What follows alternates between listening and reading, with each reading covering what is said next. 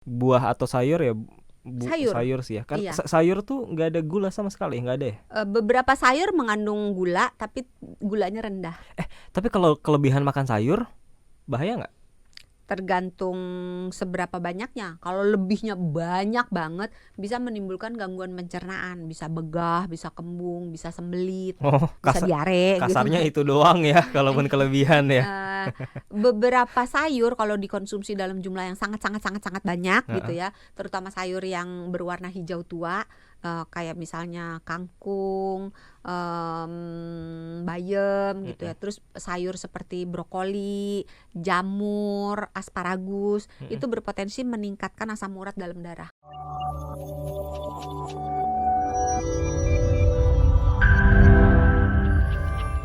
Kalau anak saya dari kecil udah doyan sayur apapun. Mm-mm. Tapi kalau buah, nah ini malah nggak terlalu suka. Tapi tetap saya minta dia sih untuk selalu makan buah walaupun dikit. Nah yang mau ditanya, mana yang kurang baik dok? Nggak doyan sayur sama sekali atau Nggak nggak doyan doyan buah sama buah? sekali. Ini Heeh. pertanyaannya menarik nih. Bagus nih. Terima kasih Ibu Luciana Wijaya. Heeh. Kalau disuruh memilih, ya tentu buah dan sayur. Tapi kalau misalnya buah suruh milih salah satu gitu, saya milih yang buah. Saya milih yang sayur. Oh kenapa dok?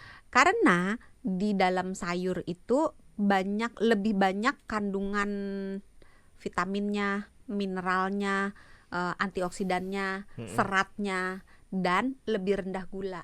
Kalau Oh di iya buah, benar. ya memang ada vitamin, ada mineral, ada antioksidan, tapi dia ada gulanya.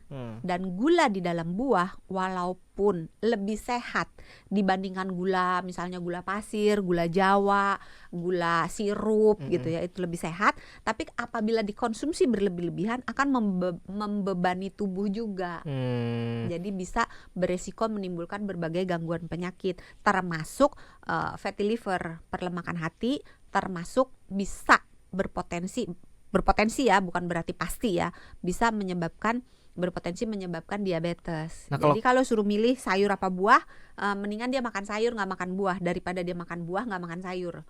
Nah. Tapi Ibu Luciana udah bener nih, dibujuk-bujuk, diakalin, jadi mau kan makan buahnya. Tuh. Dan memang dari Kemenkes pun menetapkan porsinya kan, kalau di search ya sahabat Sonora, piring makan dari Kementerian Kesehatan Republik Indonesia bentuknya piring, masih inget nggak? Oh iya. Dibagi dua kan, Bener. kiri makanan, Uh-uh. yang sebelah kiri 2/3 makanan pokok, 1/3 protein.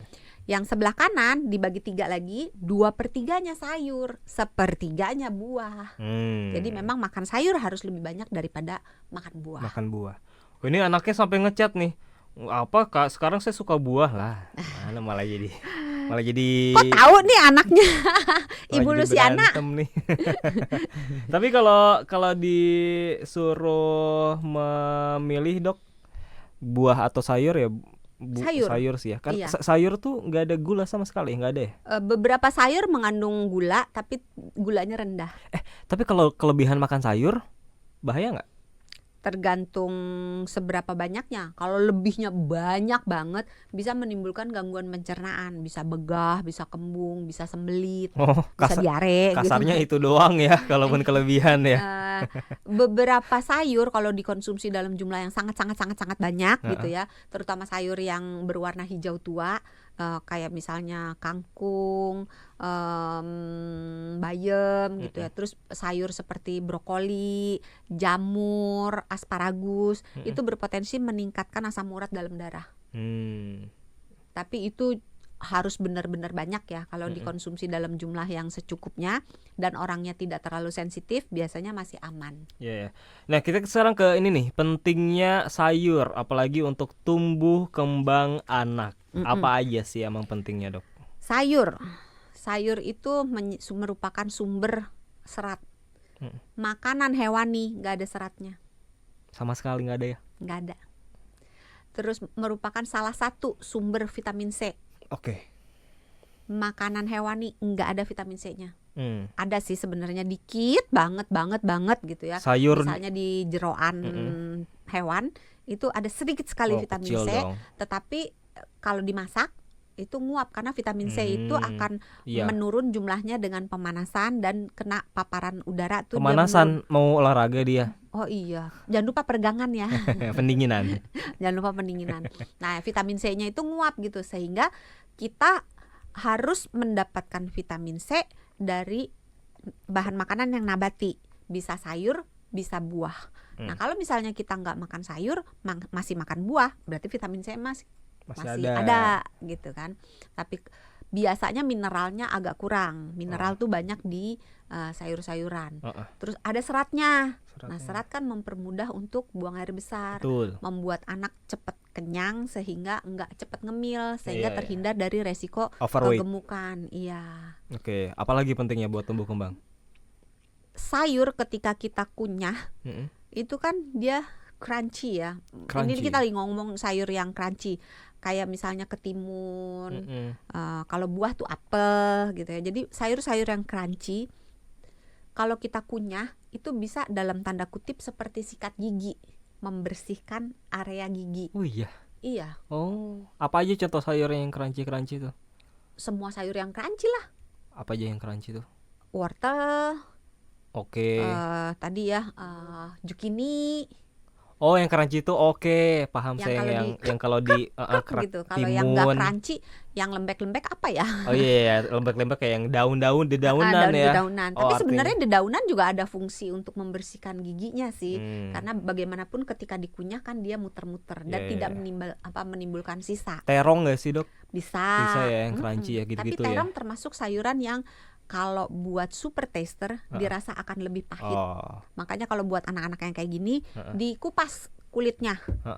Kan biasa kalau kita ibu-ibu makan terong kan nggak pernah dikupas ya. Tapi kalau anaknya misalnya termasuk anak yang super sensitif, dikupas kulitnya dan cara ngupasnya juga beda. Harus dari ujung ke pangkal. Jadi kalau terong kan ada kayak gagangnya itu ya. Jadi jangan dari gagang ke